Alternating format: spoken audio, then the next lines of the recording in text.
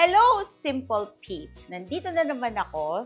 Ngayon, ang gagawin natin ay for me, ang dessert of the year dahil lahat ito ang ginagawa. So, we're going to make a classic tiramisu, but today, we will make the simplest of all simple tiramisu that you can make. Okay? So, let's start with, meron ako ditong gelatin.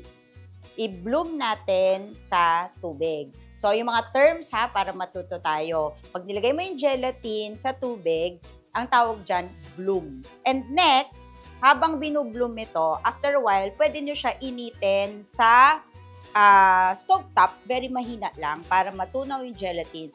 Or pwede kayong magkaroon ng kaibigan, pangalan niya Ronel, lalagay niya sa microwave. Diba, Ronel? O, yan. Okay? Pagkatapos, gawa tayo ng pinakasimpleng coffee syrup. Okay? So, tubig, coffee, asukal. Diba? If marami kayong budget, of course, bakit hindi naman pwede ang espresso? Diba? Kasi yun ang pinaka-traditional, no? O, diba? Kaliwat kanan, pumapasok lang yung mga lutuan. O. Okay, what we're doing now is the simple of all the simple tiramisus, diba? Pwede nyo to dalhin sa mga party, okay? So, ayan, ha? Maliit lang yung ating portions para ano. Pero lakihan nyo kung malaki yung barangay nyo. Okay? So, hindi nyo siya kailangang pakuluan. Tutunawin nyo lang yung coffee, yung sugar, and, you know, lagyan nyo ng rum. Pag may bata, pwedeng hindi. Or, yung rum, pwede nyo isama, you can cook out the alcohol. Kahit lasa lang ng rum ang maiwan. Guys, huwag sobrahan na. Pag nalasing yung mga kamag-anak nyo, hindi ko kasalanan. Okay? So, ayan. So, ito yung ating gelatin. Okay? So, sobrang init pa yan. Hindi mo yan pwede ihalo. Okay? And then, we can start with already our cream cheese. And then, condensed milk.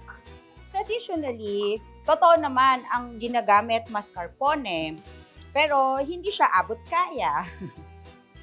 So, hindi pwede para sa lahat, di ba?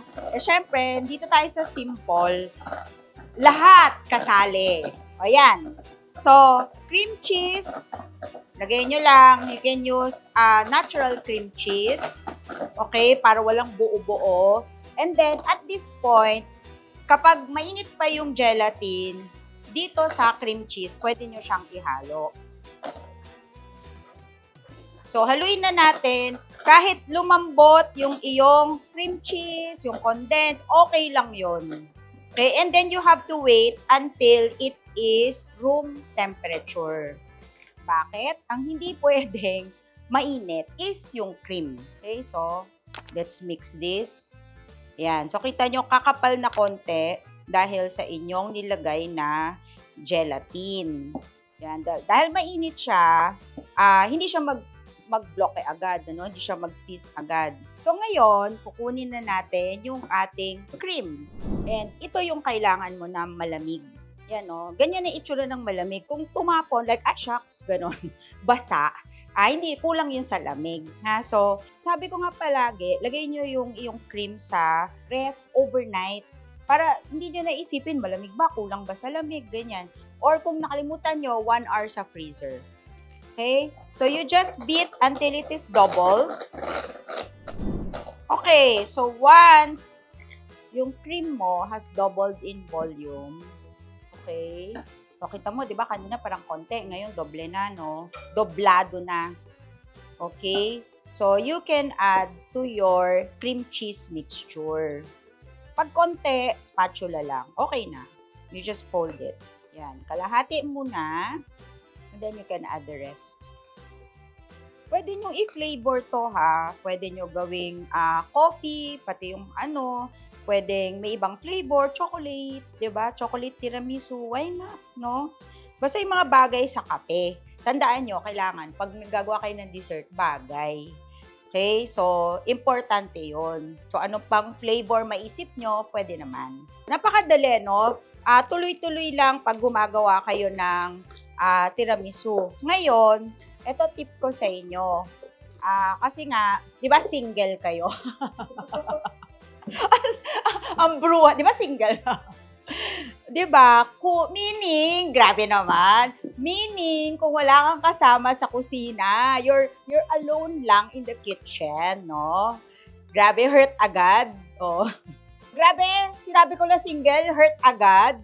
Okay, o yan, ha? O, di ba? Hindi siya messy. No? So, yung mga pichel-pichel nyo, yung mga nabibili nyo, itago nyo para may panghawak ng inyong piping bag. Okay, so ngayon, gawa na tayo ng tiramisu. O, dalawa, para hindi masyadong malungkot. You can make a big one, isang malaking tray. Kasi alam ko marami dito, maraming barangay. Hindi naman isa, dalawa. But kung lumalove life ka lang, dalawa lang, pwede na yon. Okay? So, I have here, this is amaretti. So, just soak it. Very happy, no? Very simple lang, ha? Ganyan lang, soak nyo lang dun sa inyong coffee, sugar, plus may konting rum. O, di ba? O. Okay, so you can put your cookies sa ilalim. Okay? And then, yan. O.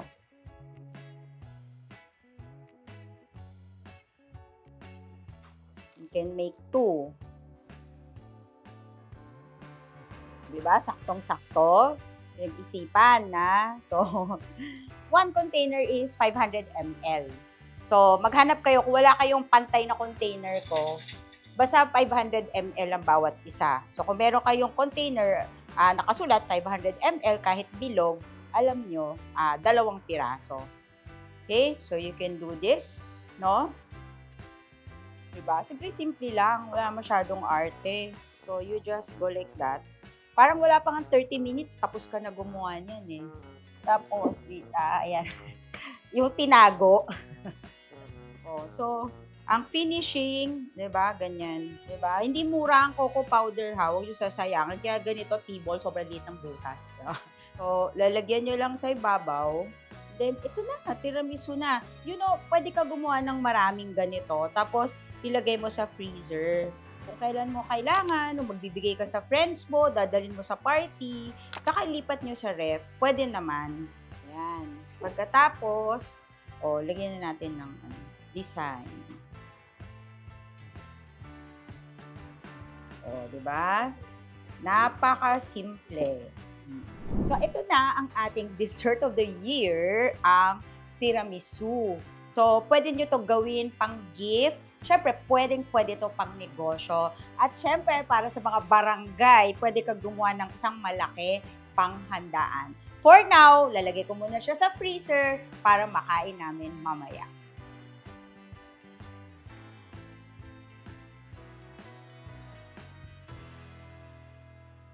Simple.ph. Living made simple.